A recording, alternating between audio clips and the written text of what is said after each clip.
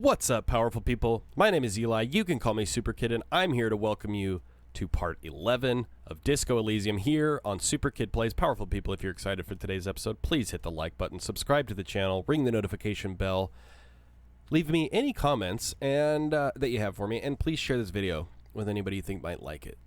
Last time we ended things off by beginning a conversation with Mr. Claire here that ended up seeming like it was going to take a lot longer than I planned, so here we are, finishing it up.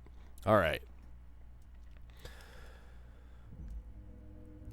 Now let's get down to brass tacks. It's time for men like me and you to figure out who's killed who and why. He pretends to roll up his sleeves.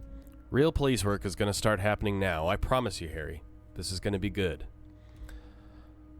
I really went in there. Whose place is it?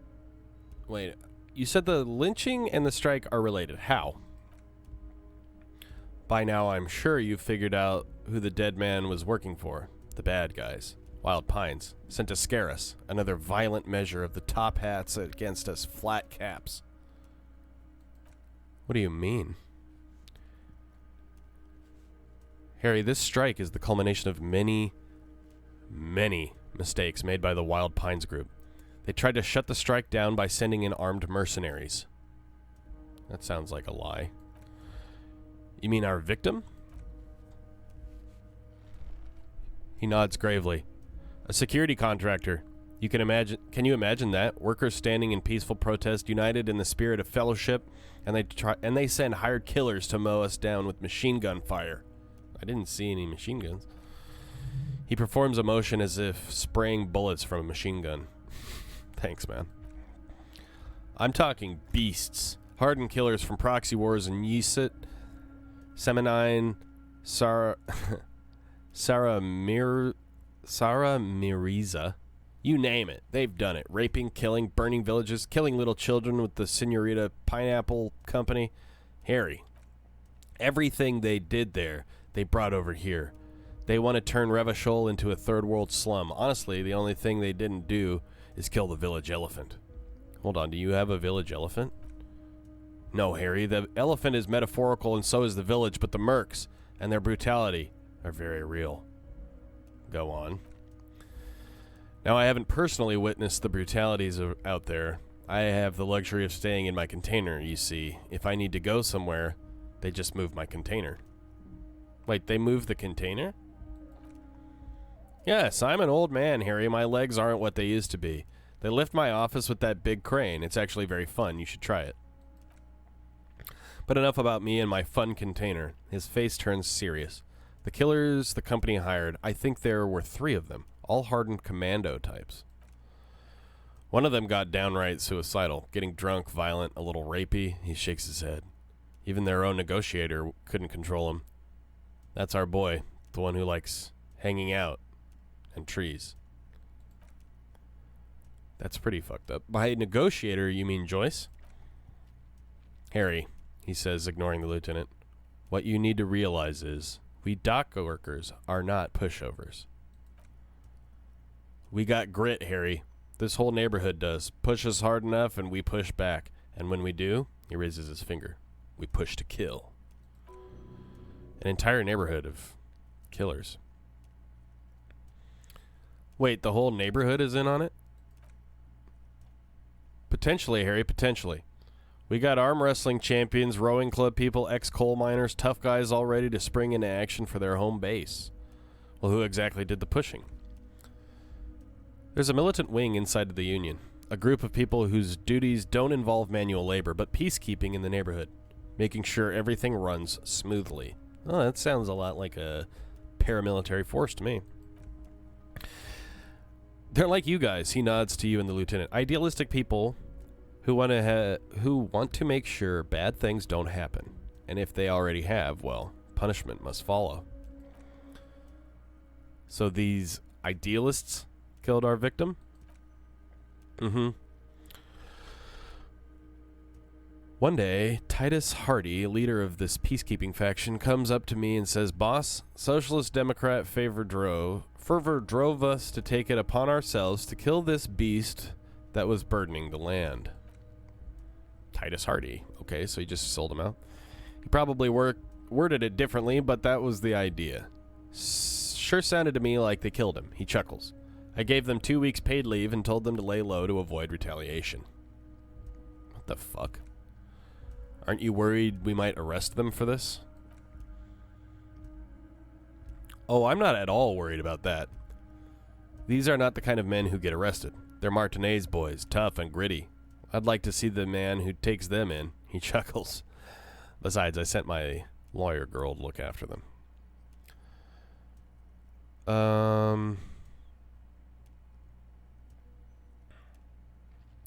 Do you know the mercenaries were hired? How do you know the mercenaries were hired by the shipping company?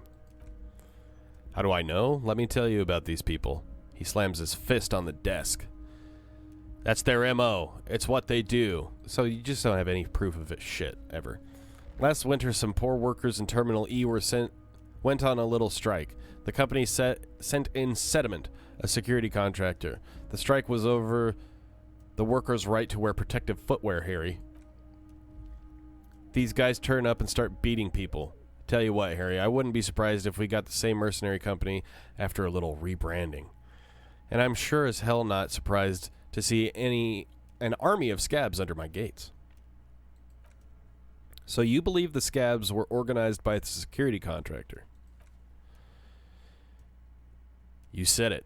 Hell, he slams his the fist slams on the desk again.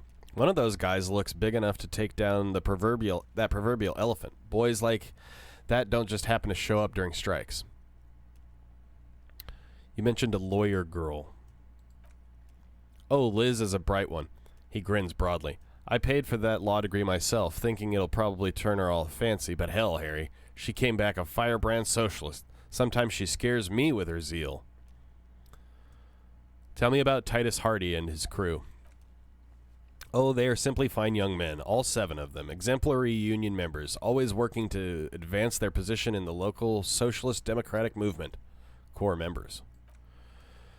Old Theo used to run them, but these things really kicked into gear when Titus took the reins and named the group after himself. He starts laughing. Gotta love his initiative. Interesting. Who's second in command?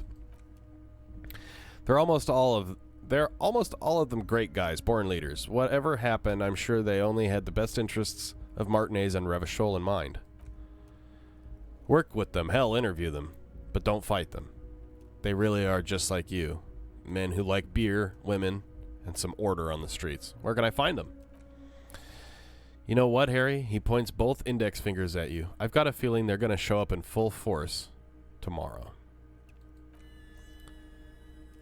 Okay, the lieutenant marks something in his notebook.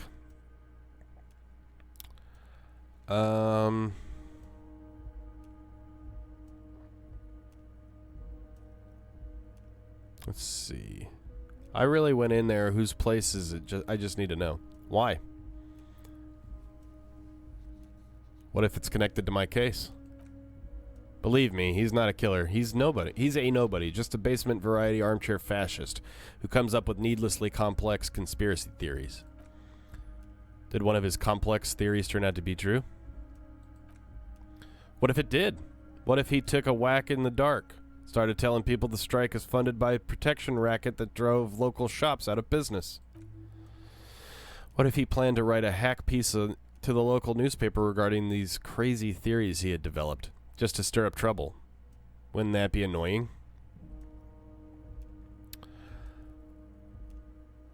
Let's see.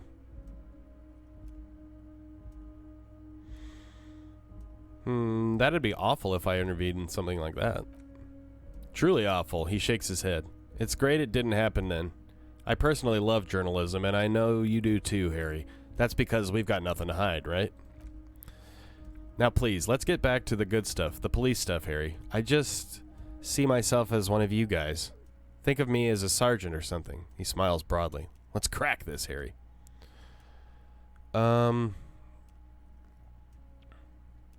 Good talk. Let's conclude for now.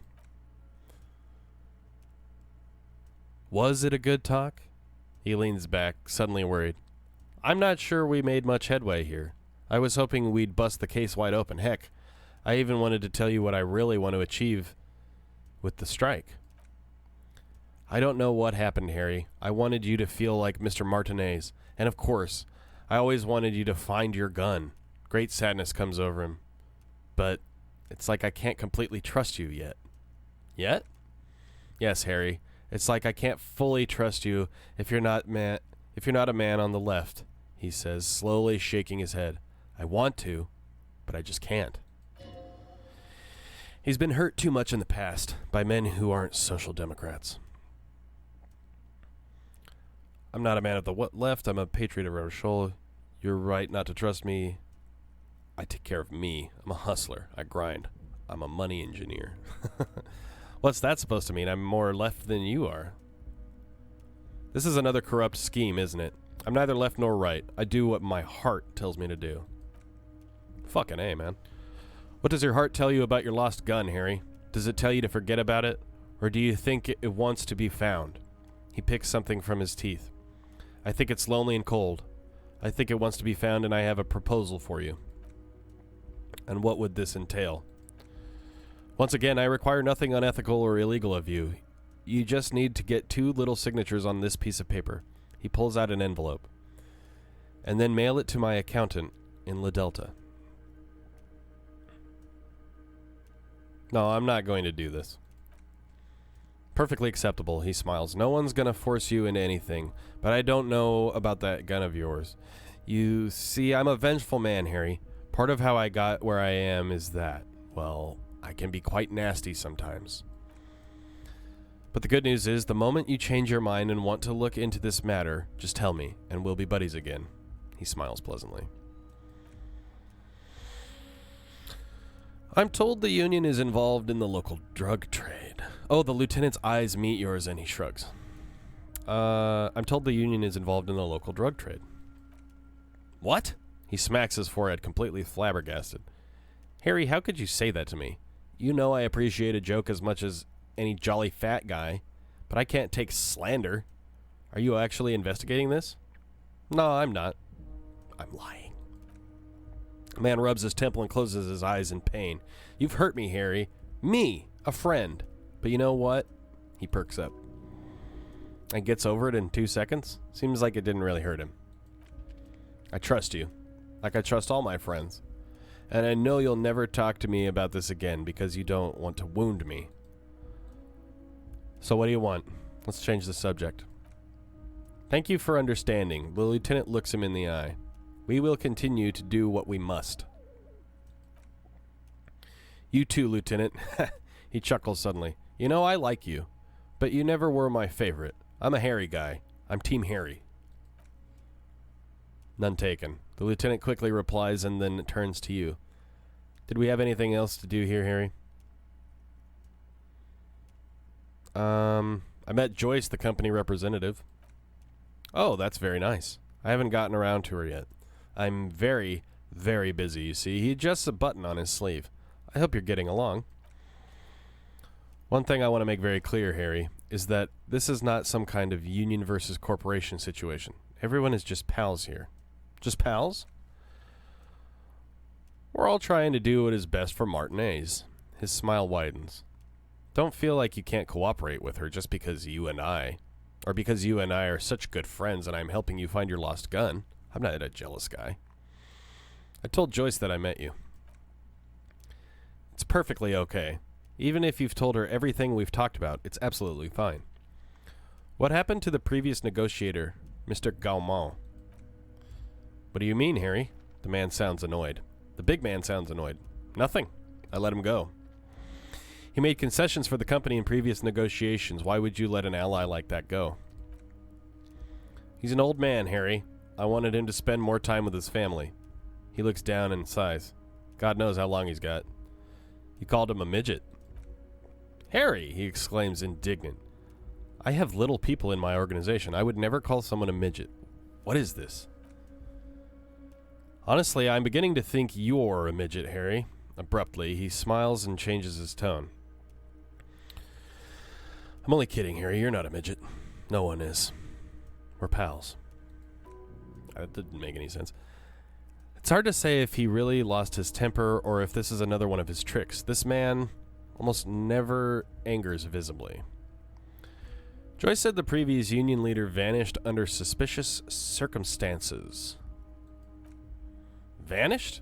Harry, the woman left her casserole in the oven and couldn't make it here in time for the voting. Oh, did I leave my casserole on? Better go home and check. The election can wait. The man frowns disapprovingly. When she got back, the whole thing was over. Yeah, that's definitely a lie. Everard, Joyce seems to think the union is lowballing her.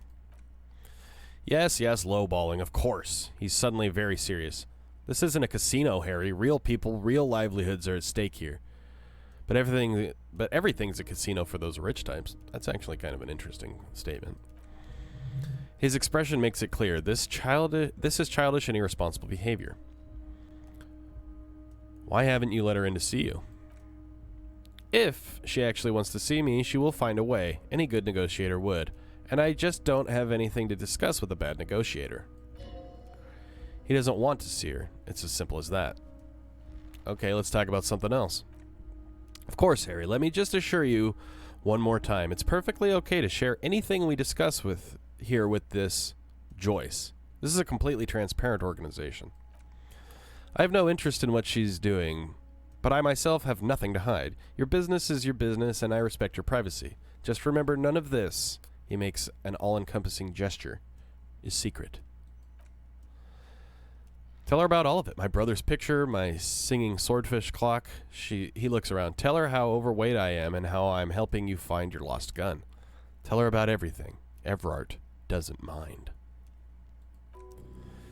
This is weird. Not nice weird, but okay. Can we go over a few details concerning the murder again? Most certainly, Harry. The big man nods merrily. Nothing brightens my day like brainstorming these things with you. Oh, never mind.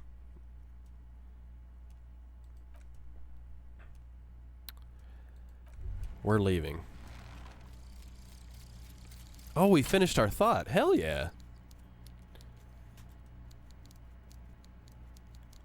Here we go. Home awaits. Walk past Station 41 and through the market, past the Boogie Street spearhead to the other side of the lake, the frozen eye at the center of the district. Then past the video rental store on the corner. There, at the end of the street, lined with pine trees, a small house, no larger than a matchbox. 11 Voyager Road. You no longer live there. Those times are gone. And so are those people. Why did you come here? Why are you still here? And where's the dealer? You have to get back to work. That's all you have now. Oh, wow. Speed gives you 1 psi. I don't know what that means. Learning cap for perception raised to 5. Okay. What does the speed thing mean? Well, that's great. Though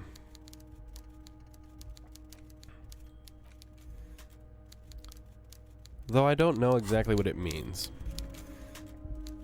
What's this? We're getting reports of normal, responsible, temperate political opinions somewhere in Martinez?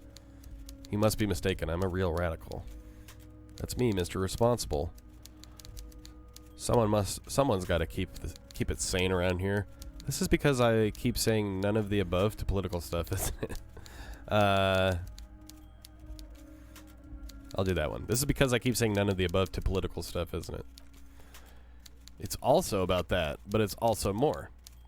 Perhaps it's the hangover. Perhaps it's a temporary surge of serotonin. But something tells you. It's time to become a citizen of the kingdom of conscience. First, where is this kingdom of conscience? It's not a place. It is a moment in time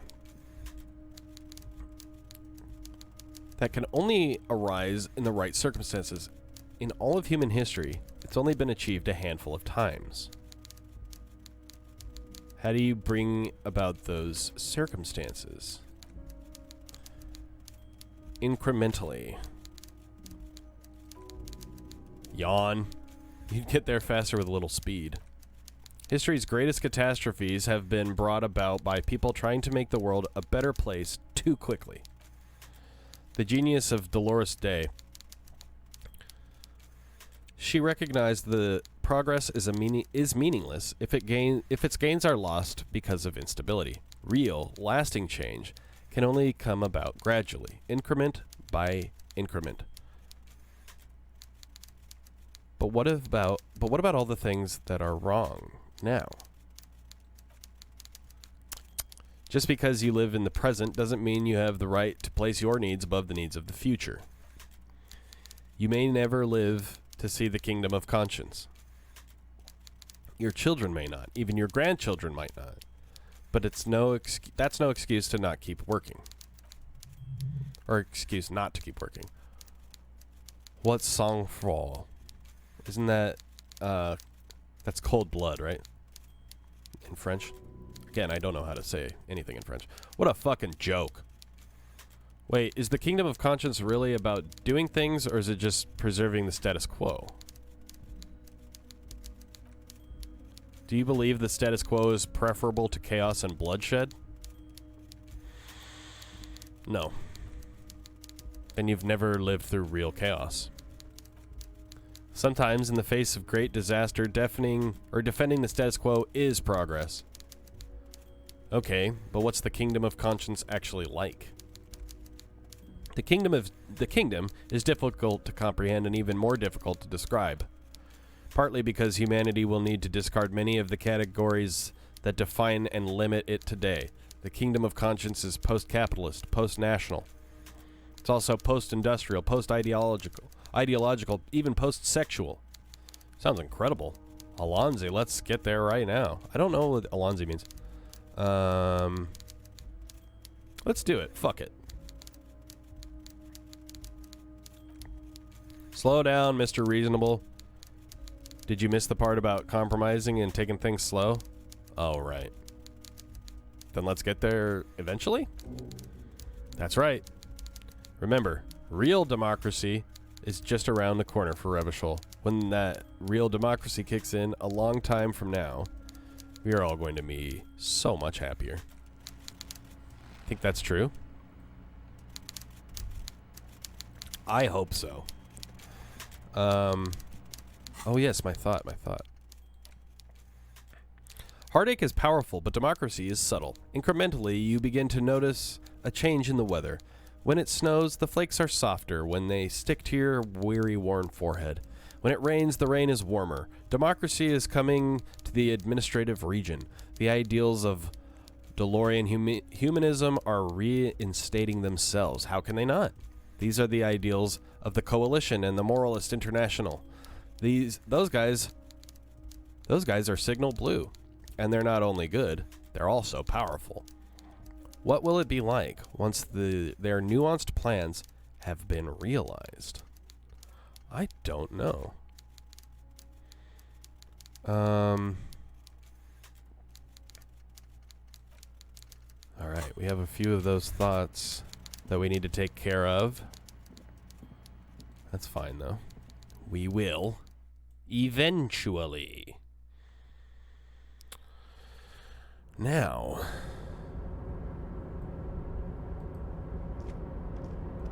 Is this the dude? The whistling, singing dude? Oh, hey, mister. I Yeah, need you Leo. back to talk with old Leo here. Yes, I did. Yes, I did. It's like Lady Larisse said when she opened a bathhouse in the basement of my apartment building. They can only get so far before they reckon to get back. And a lot of folks really did keep coming back. I had some questions for you, if that's not too much trouble. No trouble at all, mister. No trouble at all. It's like that old saying goes, wisdom withers if not shared, and old Leo is always up for sharing. Well, actually, you don't have anything new to say, sadly.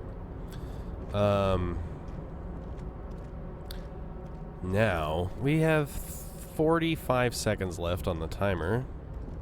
Not a ton of time, but we can at least get ourselves closer to where I want to be for the beginning of the next episode. Powerful people, what are your thoughts on Everard? Obviously, he's supposed to seem like the slimiest motherfucker ever to live, but, do we go down these stairs? Okay, my bad.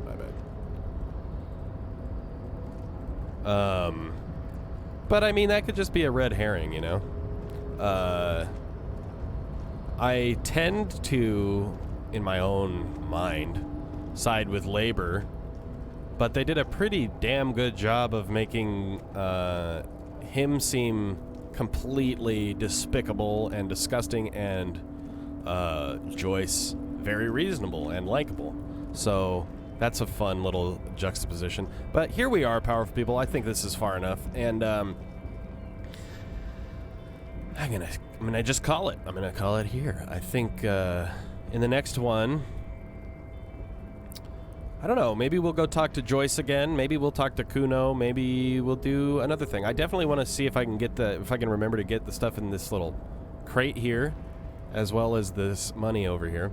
But that is a task for next time, powerful people. In the meantime, did I remind you to like this? Yeah, I did. In the meantime, powerful people, my name is Eli. You can call me Super Kid. Thank you so much for watching. Stay safe. Peace and love.